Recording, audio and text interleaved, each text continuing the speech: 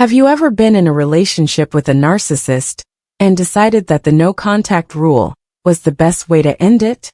We all know this to be true when working with narcissists, but have you ever thought about what happens to the narcissist when you cut them off? What do they do? How do they deal with not being able to control you? You're about to find out, trust me. The effects of no touch on a narcissist's emotions and mind are broken down in this video. Don't miss this, as we look into what's really going on behind the scenes. Keep watching, like this video, and if you haven't already, subscribe.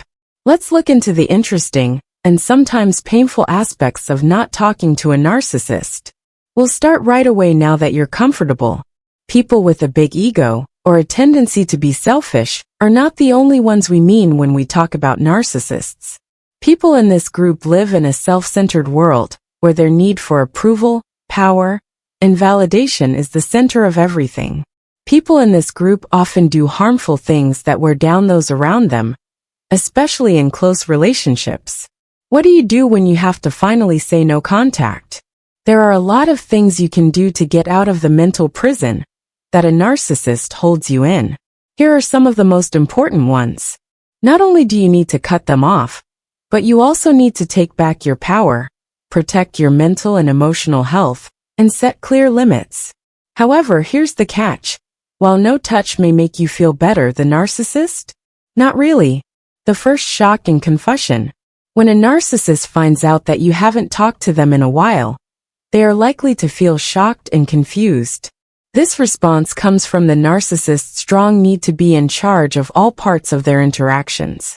Their world doesn't allow them to lose control, and the idea that someone would totally disappear from their circle of influence is beyond comprehension. People who are narcissists need attention and approval from others, and they've gotten very good at getting others to give them this approval whenever they want it. They are very good at using emotion, charm, and persuasion to get people to like them and stay emotionally involved in them.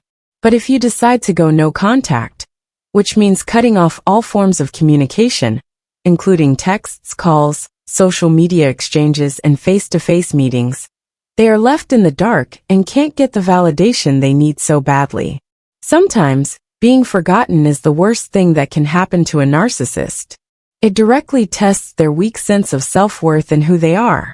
They depend on other people's attention and admiration for their mental health. So when it's taken away, it's a blow to their ego that they can't easily forget. It can be too much to handle when they realize you have stopped being in their life totally. They might not even understand why you made this choice at first.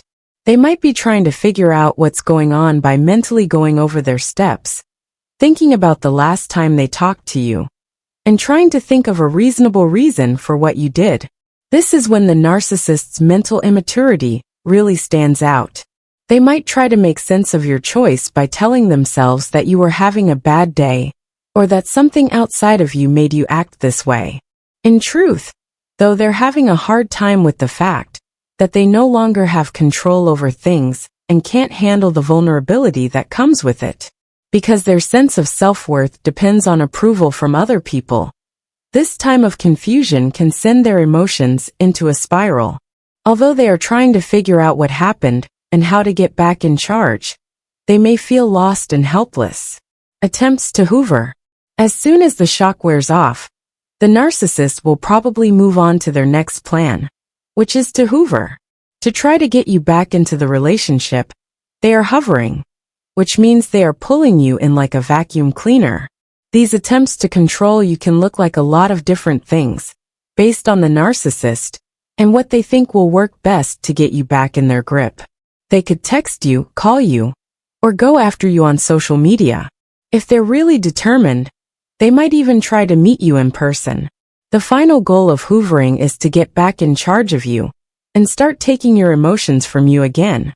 Nasty people can't stand the thought of not being able to control you into giving them constant approval, so they'll do anything to break your resolve and get you back into the relationship. When you stop talking to the narcissist, they feel helpless, which is very upsetting for them. They were used to being able to control you in some way, whether it was through guilt, charm, or some other trick. Now that you've taken that power away, they're desperate to get it back. To do this, they will use a number of techniques meant to make you feel like you have to get back in touch with them. Some of these are sending you love-bombing texts that make you think of the good times you had together, or trying to make you feel guilty by making you think of the good times in your relationship. They might even say sorry for what they did in the past, but it's important to know that these apologies are rarely sincere. They're usually just a means to an end, with the goal of getting you back into the group, so they can keep taking mental supply from you. The narcissist will keep pursuing you with growing persistence if they think there's even the slightest chance that you will break the no-contact rule. They might try to tell you that they've changed or that they've learned from their mistakes, but all of this is just a trick to get back the emotional power they had over you before. The narcissist gets more angry and desperate the longer you stand your ground and don't talk to them. They feel like they have less control over things more strongly, and this anger can show up in different ways. Some narcissists may try to get you back by being more pushy or demanding in their communication, while others may try to use more subtle methods, like acting like they're hurt or don't care, to get your attention. Narcissists try to control you and get you back into the loop of emotional supply that feeds their never-ending need for approval. This is what hoovering is all about, no matter what form it takes. It is important to understand that the narcissist's hoovering does not mean they are truly sorry or want to improve themselves. It just shows how emotionally immature they are and how they can't handle rejection in a healthy way. Because they don't think much of themselves, they can't stand to be ignored and will do anything to make things work in their favor. The best way to deal with hoovering is to stick to your choice not to touch them. The longer you fight back, the more you show them how weak they really are emotionally, which makes them want to control you again even more. The need for narcissistic supply in narcissists. It's because narcissists have an unquenchable need for what's called narcissistic supply. This supply is the emotional food that they are always looking for from other people to feed their fragile ego. It can look like a lot of different things like respect, admiration, approval, and attention. It's interesting that this fuel can also come from bad emotions like anger, frustration, or even guilt, as long as they keep the narcissist feeling good about themselves. In relationships, narcissists usually get this supply from their partners by doing things that make them feel important and valued one minute, and less important and valued the next. The narcissist can keep getting mental support from the other person, while also staying in control of them through this up and down pattern. But if you choose to use no contact, you cut off this source pretty much completely. When a narcissist can't get your attention, approval, or emotional responses, they can't show that they are worthy of your love. Their lack of supply makes them feel very empty, because they can't fill the hole that is left when their supply is cut off. This emptiness isn't just a small discomfort. It's a deep feeling of not having enough that often makes the narcissist act out in very bad ways. If the narcissist doesn't have any other easy access to sources of supply, the mental void can get even worse. This is when their behavior can get a lot worse. They might lash out in anger, try to control you by making you feel guilty, or emotionally blackmailing you, or even start telling other people lies and stories about you to get some kind of approval again. The narcissist really wants to fill the void left by your lack of attention and emotional energy, and they will do anything to find any kind of outside approval to ease the pain of being turned down. The narcissist's problems with feelings. At first glance, it might look like the narcissist isn't worried or affected by your absence. This is how they usually act. They may try to make other people, or even themselves, believe that they don't care that the relationship is over, or that you've decided not to touch them. Behind this act of disinterest, though, the narcissist is really going through a very hard time inside. In fact, they are going through a lot more emotional turmoil than they let on. Some people, like narcissists, have very low self-esteem that depends on other people to validate them, because their sense of self-worth depends on approval from others. Not getting that acceptance hurts them a lot emotionally. It will be hard for them to get over this blow to their pride, because their self-esteem isn't strong enough to handle it. Narcissists, on the other hand, don't usually deal with or acknowledge their emotional weakness in a healthy way. Instead, they respond in unhealthy and defensive ways. They might feel a lot of different emotions like sadness, anger, confusion, and maybe even shame. Even though this mental turmoil is very strong, the narcissist can't face it directly. They usually don't let themselves feel and deal with these feelings. Instead, they deny that they exist, push them down, or project them outward in unhealthy ways. They might take out their pain on others, transferring their own feelings of not being good enough and hurt onto people close to them. They do this to take the focus off of how emotionally weak they are and put the blame for their pain on someone else. This projection helps them keep their weak sense of self-worth, but it keeps them from dealing with the feelings that are really going on. There are times when the narcissist will try to tell themselves that they never needed you, or that they're better off without you. This is a way for them to protect their ego from the enormous pain of being rejected and losing someone. They might tell themselves that they never really cared about you, or that the connection was pointless. But deep down, I know that your absence is having an effect on how I feel. Because the narcissist can't deal with their feelings in a healthy way, they will keep going through them without ever really facing them. They might feel angry, sad, or very empty, but they will never give themselves the time or room to fully feel or understand these feelings. Instead, they will keep pushing them down and denying them, which will lead to an inner battle that never ends. The narcissist's fear of being left alone. When you choose no contact, you unintentionally bring up one of the narcissist's deepest fears, the fear of being left alone. Their fear isn't something new or surface level. It's a deep-seated feeling that comes from times when they may have felt ignored, rejected, or unimportant as children.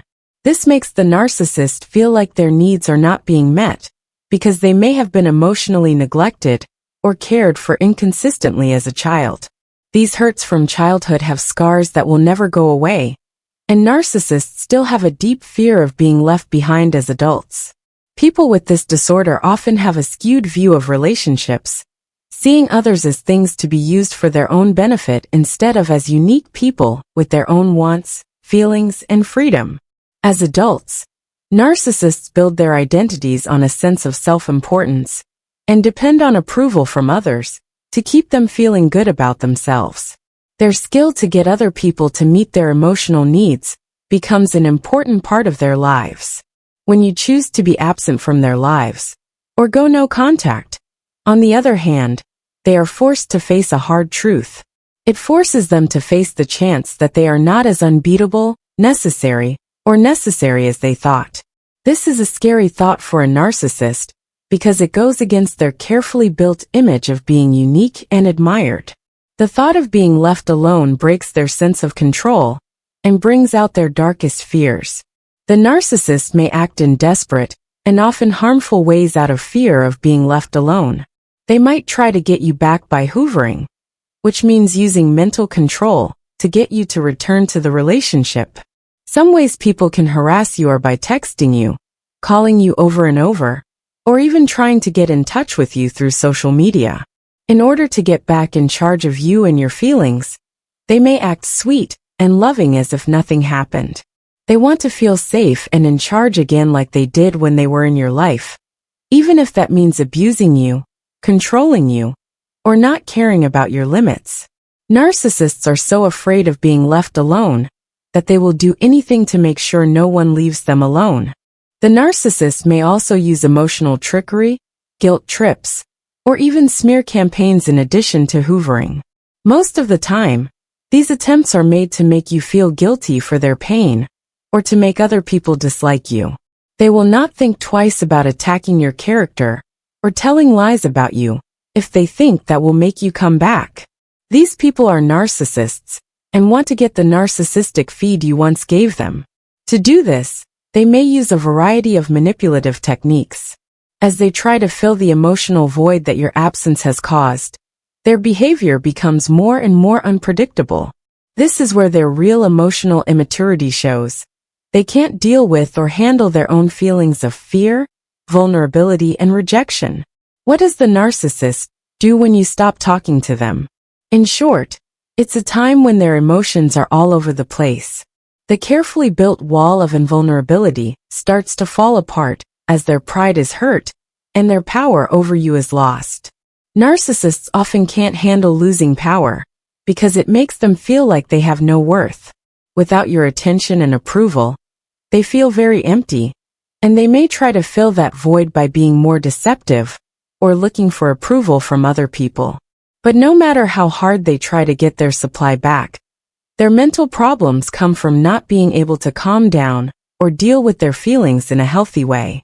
Instead of dealing with their feelings on an internal level, they look for approval from others to fix the holes in their weak ego. During this time, the narcissist may act in very bad ways. They might put their pain on other people and blame you for leaving them, or make themselves look like the victim. As anger, confusion, and rage build up inside them, they may act out to feel like they're back in control. They might even try to explain their loss by telling themselves that they are better off without you. This is to keep their fragile ego from getting hurt. But deep down, they are having problems with sadness, loneliness, and thoughts of not being good enough. They are still afraid of being left alone, and this fear can show up in strange and dangerous ways. Even if they try to get back in charge and trick you into going back, the power of no touch can't be denied. Don't talk to them.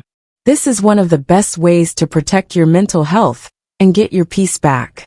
It helps you get out of the bad relationships the narcissist has made and take back control of your life.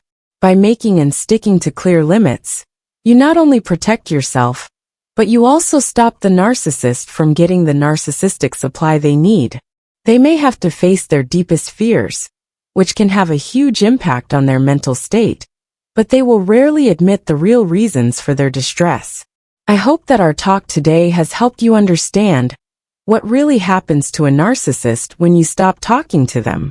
If this video was helpful to you, please like it, follow, and share it with other people who might find it useful. Feel free to share your ideas and experiences